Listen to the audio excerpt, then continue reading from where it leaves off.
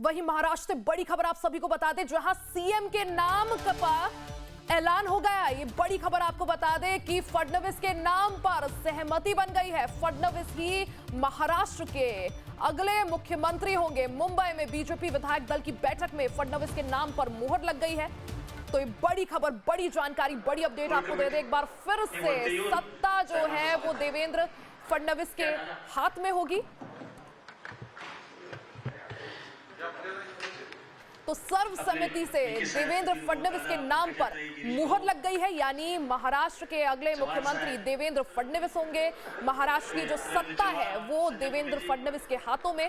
कल यानी 5 दिसंबर को फडणवीस मुख्यमंत्री पद की शपथ लेंगे। इसके साथ ही फडणवीस का कल राज तिलक भी होगा। तो बीजेपी विधायक दल की बैठक में देवेंद्र फडणवीस के नाम पर मुहर लग गई है। सर्वसम्मति से देवेंद्र फडणवीस को विधायक दल का नेता चुना गया है। तस्वीरें आप देख सकते हैं, खुशी मनाते हुए यहाँ पर देवेंद्र फडणवीस और उनके जो समर्थक हैं। बीजेपी विधायक दल की बैठक हुई, उससे पहले कोर कमेटी की बैठक हुई थी। दोनों ही बैठकों में देवेंद्र फडणवीस के नाम पर मुहर लग गई है, यानी अब फडणवीस ही महाराष्ट्र के मुख्यमंत्री होंगे।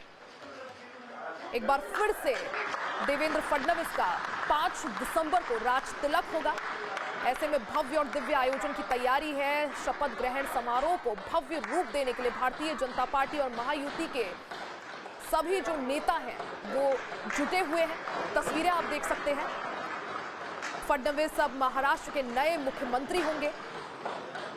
5 दिसंबर को फडणवीस मुख्यमंत्री पद की शपथ लेंगे। विधायक दल का नेता फडणवीस को चुन लिया गया है।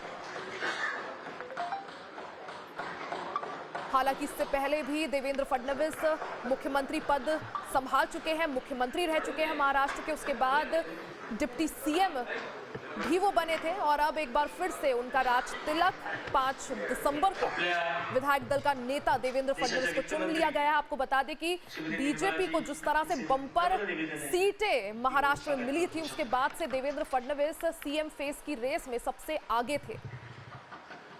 तो यहाँ पर निर्मला सीतारमण जिन्हें पर्यवेक्षक बनाया गया। आप सबको मेरा नमस्कार और शुरुआत में ही नवनिर्वाचित एमएलए-गण सबको मेरा बधाई। और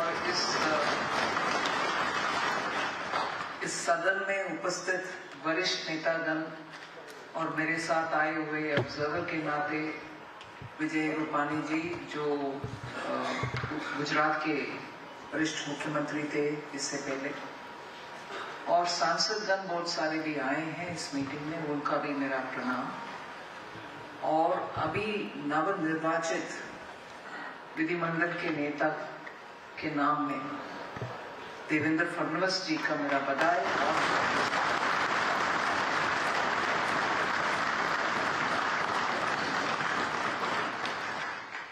इस चुनाव के दौरान महाराष्ट्र के 14 करोड़ जनता जनार्दन के डिसीजन पूरे भारत के लिए एक संदेश है। ये रेगुलर असेंबली इलेक्शन नहीं है। लोकसभा चुनाव के बाद महाराष्ट्र के इस चुनाव, इससे पहले हरियाणा का, इन दोनों से जनता के संदेश स्पष्ट है। और महाराष्ट्र से ऐसे unexpected, unprecedented victory is a big message towards विकसित भारत। मैं मानती हूँ कि जनता उनके अनुभव के अनुसार पिछले गठबंधन की सरकार जो कांग्रेस के नेतृत्व में चला, उसके वजह से महाराष्ट्र के पर्टिकुलरली और देश के लिए कितना अनसर्टेनिटी और डेवलपमेंट के रास्ते में रुकावट पैदा हुई, उससे जनता बहुत टायर्ड होकर के मन में उनको क्या चल रहा है हमारे महाराष्ट्र में, ऐसे भावना आकर के आज स्पष्ट निर्देश दिए हैं। और उसको सही आगे लेके चलने के लिए आप सब उत्सुक हैं। और मैं ये जरूर संदेश देना चाहती हूँ कि डबल इंजन की सरकार मोदी जी के नेतृत्व में महाराष्ट्र के लिए और महाराष्ट्र के भविष्य के लिए उत्साह से, उमंग से और जैसे चुनाव पत्र में आपने घोषणा की, उन सभी वायदों को पूरे करते हुए महाराष्ट्र को आगे लेके जाएंगे। ये तो स्पष्ट है। और अभी ये स्पष्ट है कि हम सब महाराष्ट्र का पिछले कांग्रेस के नेतृत्व में चलने वाली सरकार के द्वारा कितना नुकसान हुआ, उन सबको, जनता को याद दिला करके हम तेजी से काम करके आगे लेके जाना है।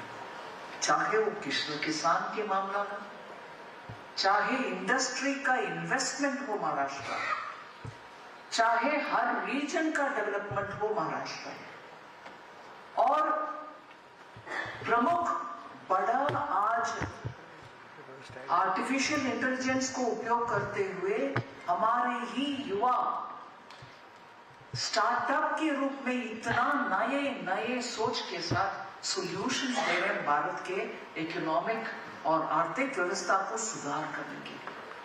उन सब का इतना प्रोत्साहन महाराष्ट्र में मिलना चाहिए, मिल रही है, मगर और ज्यादा मिलना चाहिए। उनसे हमें स्पीडीली बहुत सारे काम को आगे ले चलना आसान होगा।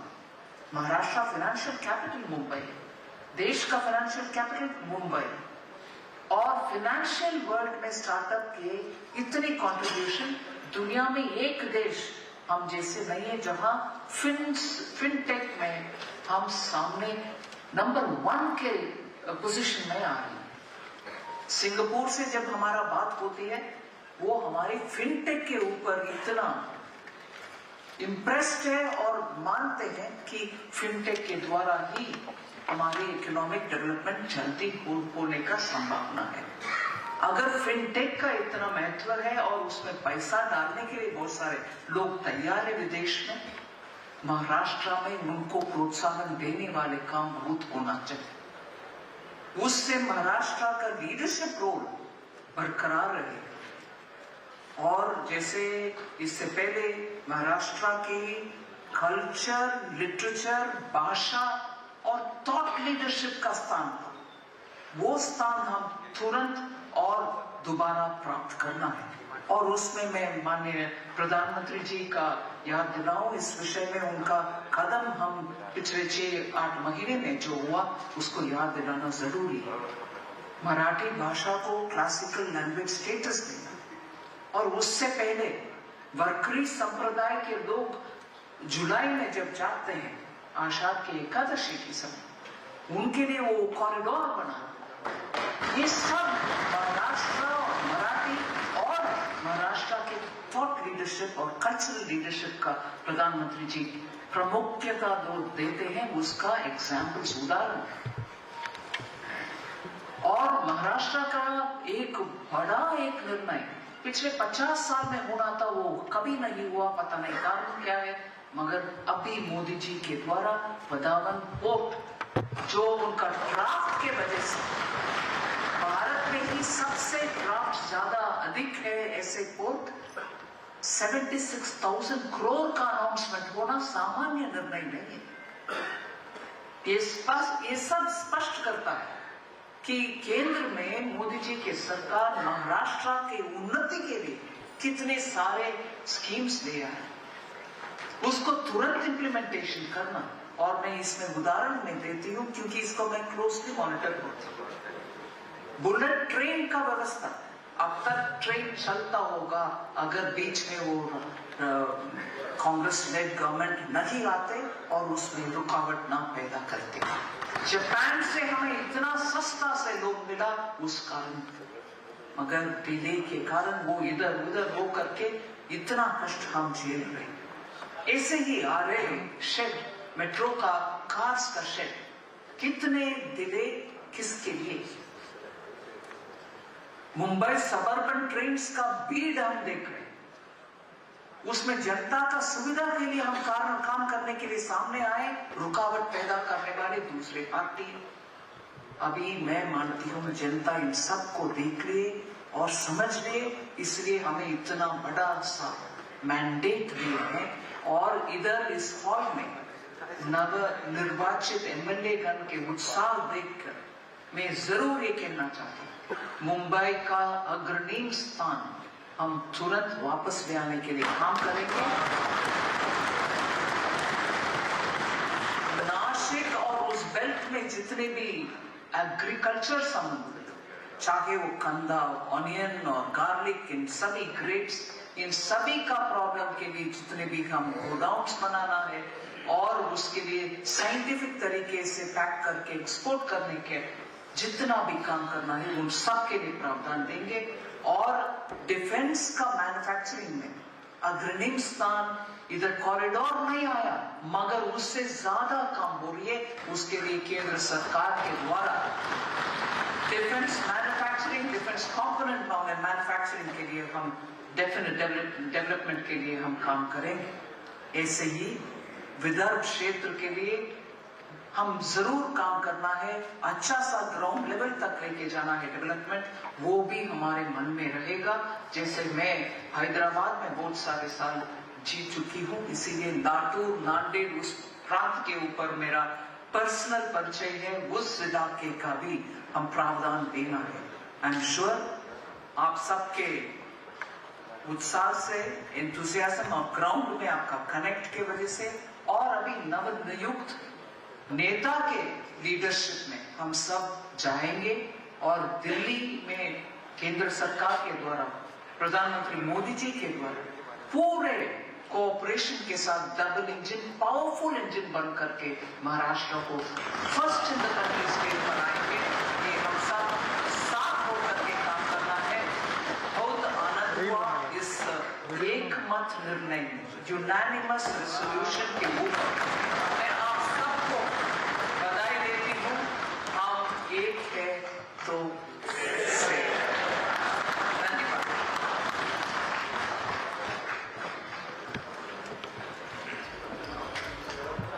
धन्यवाद निर्मलाजी।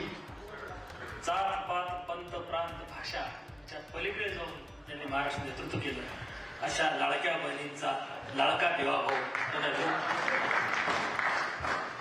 यांना विनंती करतो की त्यांनी त्यांचं मनोगत व्यक्त करावं.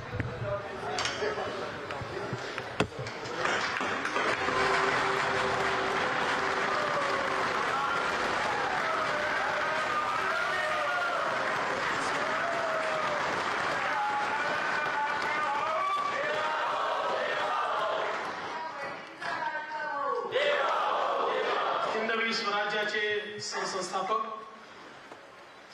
छत्रपती शिवरायांना मानाचा मुजरा करतो. भारतीय राज्यघटनेचे शिल्पकार भारतरत्न डॉक्टर बाबासाहेब आंबेडकर यांना मानवंदना अर्पित करतो. आज आपली सगळी प्रक्रिया पार पाडण्याकरता या ठिकाणी उपस्थित झालेले गुजरातचे माजी मुख्यमंत्री आदरणीय रुपाणीजी, त्यांच्यासोबत आलेल्या भारताच्या वित्तमंत्री आदरणीय निर्मलाताई सीतारामनजी, आपले अध्यक्ष चंद्रशेखर बावनकुळेजी, माननीय विनोद तावडेजी, माननीय शिवप्रकाशजी, मंचावर उपस्थित असलेले सन्माननीय आशिष शेलारजी, प्रवीण दरेकरजी, या ठिकाणी आपल्या सहयोगी पक्षाचे जनसुराज्याचे विनय कोरेजी, त्याचप्रमाणे युवा स्वाभिमानचे रवी राणाजी, रासपचे रत्नाकर गुट्टेजी,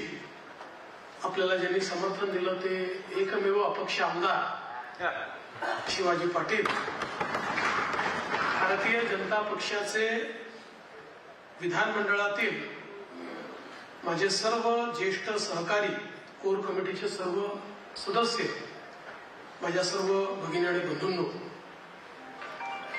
सर्वप्रथम आपल्या सर्वांचे मी आभार मानतो की आपण एकमताने या ठिकाणी विधिमंडळ गटाचा नेता म्हणून माझी निवड केली आणि ही निवड प्रक्रिया करण्याकरता या ठिकाणी आलेले माननीय रुपाणीजी आणि माननीय निर्मला सीतारामनजी यांचे देखील अतिशय मनापासून मी आभार मानतो. खरं म्हणजे आपल्या सर्वांना याची कल्पना आहे की यावेळची निवडणूक एक अतिशय ऐतिहासिक अशा प्रकारची निवडणूक राहिली आहे आणि या निवडणुकीचं विश्लेषण करायचं झालं तर मी असं म्हणेन की या निवडणुकीने एक गोष्ट आपल्यासमोर निश्चितपणे ठेवली आहे, ती म्हणजे एक है तो सेफ है आणि मोदी है तो मुमकिन है. मोदीजींच्या नेतृत्वामध्ये देशामध्ये विजयाची मालिका ही लोकसभेनंतर पुन्हा एकदा हरियाणापासून सुरू झाली आणि महाराष्ट्राने जे मॅन्डेट या ठिकाणी आपल्याला दिलेलं आहे, खरं म्हणजे महाराष्ट्राच्या जनतेला मी साष्टांग दंडवत घालतो. अशा प्रकारचं मॅन्डेट महाराष्ट्राच्या जनतेने आपल्याला दिलेलं आहे. विशेषतः या संपूर्ण प्रक्रियेमध्ये आपल्यासोबत पूर्णपणे तनमनाने या ठिकाणी असलेले महाराष्ट्राचे मुख्यमंत्री माननीय एकनाथराव शिंदेजी आणि महाराष्ट्राचे उपमुख्यमंत्री सन्माननीय अजितदादा पवारजी यांचे देखील मी अतिशय मनापासून आभार मानतो. आणि तद्वतच आमचे आरपीआयचे नेते रामदास आठवलेजी आणि आमच्या सगळ्या मित्रपक्षांचे देखील मनापासून आभार मानतो. खरं म्हणजे अतिशय महत्वाचं अशा प्रकारचे वर्ष आहे. एकीकडे आपण सगळे लोक ज्या प्रक्रियेतनं निवडून येतो ती प्रक्रिया ज्या संविधानाने आपल्याला दिली, भारतरत्न डॉक्टर बाबासाहेब आंबेडकरांनी तयार केलेलं आमचे संविधान, या संविधानाची 75 वर्ष पूर्ण होत आहे आणि म्हणून सर्वार्थानं एक अत्यंत महत्वाचं अशा प्रकारचे वर्ष आहे. कारण आपल्याला कल्पना आहे की देशाचे प्रधानमंत्री माननीय मोदीजी हे देखील नेहमी सांगतात की कुठल्याही ग्रंथापेक्षा, धर्मग्रंथापेक्षा माझ्याकरता भारताचं संविधान सगळ्यात महत्वाचं आहे आणि एक असं संविधान की ज्या संविधानाने प्रत्येक भारतीयाला जगण्याचा, मोठं होण्याचा, समृद्ध होण्याचा अधिकार दिला आणि भारताला जगातले उत्तम राष्ट्र म्हणून प्रस्थापित करण्याचं काम केलं. अशा या संविधानाच्या 75 वर्ष पूर्ण होणाऱ्या अमृत महोत्सवी वर्षात पुन्हा एकदा या ठिकाणी आपण सरकार स्थापन करतोय. दुसरं, आपल्या सर्वांना कल्पना आहे की ज्यांनी समस्त हिंदुस्थानामध्ये मोगली आक्रमणानंतर आमची श्रद्धास्थानं जी उद्ध्वस्त झाली होती त्या सर्व श्रद्धास्थानांचं पुनरुज्जीवन केलं. त्या राजमाता अहिल्यादेवी होळकर यांचंही 300व जयंती वर्ष हेच आहे. त्यामुळे मला असं वाटतं की ही देखील एक अत्यंत महत्वाची गोष्ट आहे. त्यासोबत ज्यांनी इंग्रजांच्या विरुद्ध जल, जमीन आणि जंगल वाचवण्याचा लढा उभारला आणि खऱ्या अर्थानं इंग्रजांना सळो की पळो करून सोडलं. तो देवेंद्र फडणवीस को आप सुन रहे थे. महाराष्ट्र के नए मुख्यमंत्री होंगे देवेंद्र फडणवीस. इसी के साथ कल यानी 5 दिसंबर को सीएम पद की वो शपथ भी लेंगे. इस खबर पर नजर हमारी बनी हुई